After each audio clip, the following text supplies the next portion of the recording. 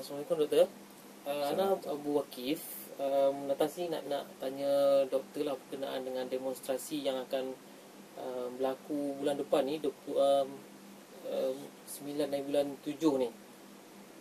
Yang demonstrasi bersih itulah yang dibuat oleh diketuai oleh Ambiga. Jadi nak minta doktor punya pendapat, ulasan hukum ataupun nasihat lah kepada yang nak turut serta demonstrasi bersih tu. Okay. Terima kasih kepada saudara Abu Akif yang bertanya. Bismillah, alhamdulillah, wassalatu wassalamu ala rasulillah, amma ba'd. Berkenaan dengan demonstrasi yang dicadangkan awal bulan depan, sekitar 9 bulan 7, ada beberapa perkara yang kita boleh perhatikan, iaitu pertama ialah berkenaan dengan asal-usul demonstrasi itu sendiri. Okay. Yang kedua, hukumnya. Yang ketiga ialah berkenaan dengan hasil daripada demonstrasi. Jadi saya mulakan dengan itu dan mungkin kemudian kita boleh sambungkan lagi perbincangan. Pertama sekali berkenaan dengan asal-usul. Dari manakah datangnya demonstrasi? Okay, perkataan demonstrasi sendiri menunjukkan ianya bukan daripada Islam, yang pertama.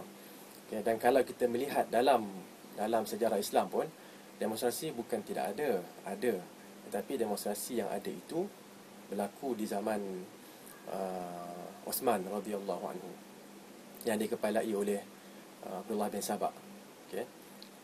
Membawa beberapa kumpulan yang tidak yang rasa tertekan ataupun yang rasa dizalimi oleh Osman bin Al-Affan, khalifah yang ketiga radhiyallahu anhu.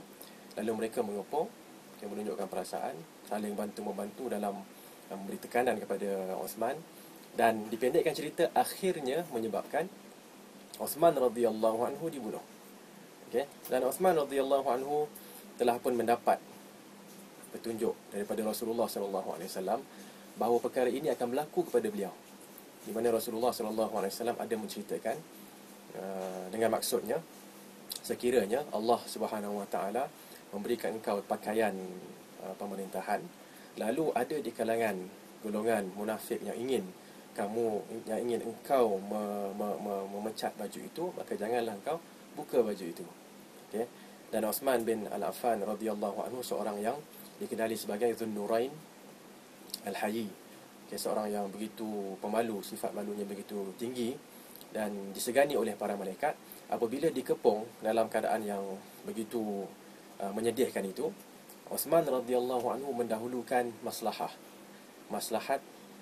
umat Islam dan tidak membenarkan umat Islam yang wajib mentaatinya untuk mempertahankan dirinya, kerana Osman radhiyallahu anhu tahu sekiranya itu yang diperintahkan oleh beliau kepada Ali dan lain-lain, kepada sahabat-sahabat yang lain, mempertahankan dirinya, apa yang akan berlaku adalah pertumpahan darah yang besar.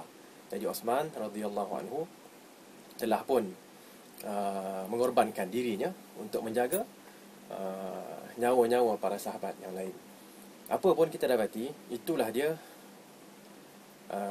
demonstrasi yang pertama dalam Islam, yang merupakan satu sejarah hitam dalam satu peristiwa hitam dalam sejarah Islam. Okay, yang berakhir dengan pembunuhan Osman radhiyallahu anhu wa ardhah. Okay, seorang sahabat yang disebut oleh Rasulullah sallallahu alaihi wasallam sebagai syahid. Dalam satu hadis, kalau kita perhatikan, Nabi naik ke atas bukit Uhud bersama Abu Bakar, Umar dan Osman. Tiba-tiba bukit Uhud bergegar. Lalu Nabi mengatakan, "Usbut Uhud fa inna alayka nabiyyan wa siddiqan wa syahidain." Tetaplah wahai Uhud, jangan bergerak, kerana di atas engkau ada seorang nabi, ada seorang siddiq iaitu Abu Bakar, dan ada dua orang syahid iaitu Umar dan juga Osman. Okey, jadi kita saya nak tekankan di sini bagaimana asal usul demonstrasi dalam Islam adalah satu perkara yang bukan berlandaskan kepada Al-Quran, bukan juga berlandaskan kepada hadis Nabi sallallahu alaihi wasallam, bukan berlandaskan kepada sunnah Khulafa Ar-Rashidin, tetapi perkara ini adalah datangnya daripada Abdullah bin Sabah, daripada orang Yahudi yang mengaku Islam dan telah menyebabkan pembunuhan Osman radhiyallahu anhu wa ardhah. Itu dari sudut asal usul. Kemudian kalau kita ingin melihat kepada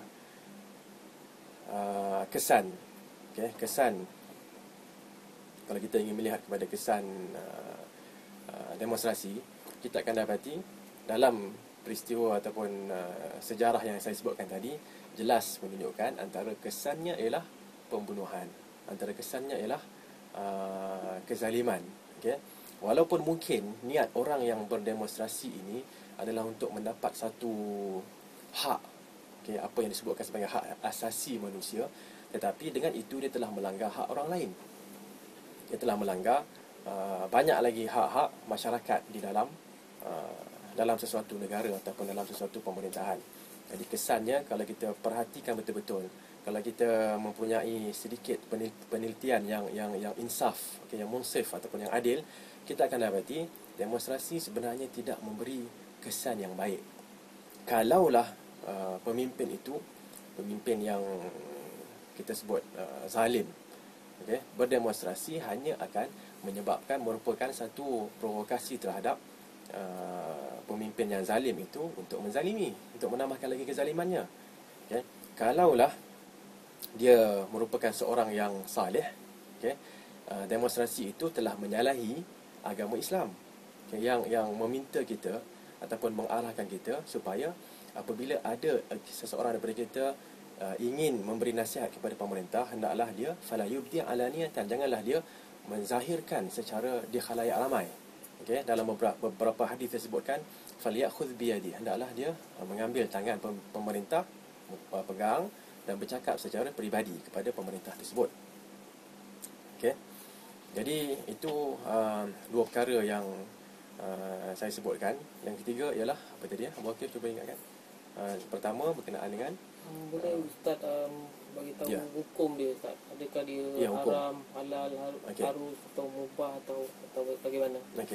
Berkenaan dengan hukum demonstrasi, kalau kita perhatikan betul-betul, jika kita ingin melihat pada hukum, kita kena melihat kepada dalil-dalil Al-Quran, dalil-dalil hadis Nabi SAW. Adakah di sana perkara yang membenarkan? Kita akan dapati tidak ada satu dalil pun yang membenarkan demonstrasi, apatah lagi mewajibkan demonstrasi. Apa yang ada, seperti yang saya sebutkan sedikit tadi, maksud daripada beberapa hadis Nabi SAW, kita bolehlah menegur pemerintah. Dan teguran itu telah pun dihuraikan oleh Al-Imam An-Nawawi rahimahullahu ta'ala sebagai iradatul khairi lil mansuh, inginkan kebaikan bagi pihak yang dinasihati.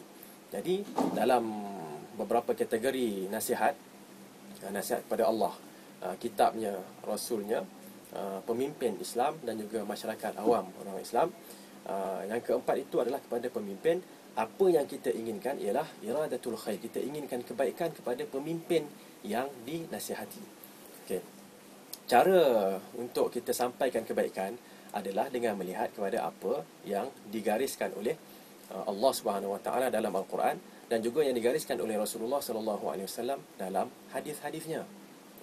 Itu yang kita dapati bila ada beberapa hadis di mana Nabi Sallallahu Alaihi Wasallam menceritakan tentang kezaliman yang akan berlaku. Diceritakan kepada siapa? Kepada golongan Ansar. Nabi Sallallahu Alaihi Wasallam mengatakan, hendaklah kamu semua, iaitu golongan Ansar, fa'addu haqqahum, hendaklah kamu semua menyampaikan hak mereka, wasalullaha haqqakum, dan mintalah daripada Allah hak kamu. Dan apabila para sahabat bertanya kepada Rasulullah sallallahu alaihi wasallam, afala nunabidhuhum bisayf, bukankah baik sekiranya kami menyerang mereka dengan pedang-pedang kami? Rasulullah sallallahu alaihi wasallam mengatakan, la ma aqamu fikumus salat, tidak boleh selagi mana mereka mendirikan solat di kalangan kamu. Ini bagi pemerintah yang Islam. Bagi pemerintah Islam, selagi mana adanya solat, kita tidak boleh memberontak. Tapi kalau kita ingin melihat sekiranya pemerintah itu keluar daripada Islam, ataupun pemerintah yang bukan Islam, kita syarat yang pertama tadi sudah tidak ada, iaitu mereka Islam. Tetapi kita kena tengok pada perkara-perkara yang lain. Perkara-perkara yang lain iaitu apakah sekiranya kita memberontak akan mendatangkan kemudaratan yang lebih besar. Para ulama telah mengatakan sekiranya sesuatu kemungkaran yang kita ingkari mendatangkan kemudaratan yang lebih besar, maka kita tinggalkan sahaja. Seperti mana Rasulullah SAW tidak mengubah struktur binaan Kaabah. Okey, daripada apa yang ada kepada yang asal, di mana pintunya ke bawah. Okey, dan Hajar Ismail termasuk dalam Kaabah.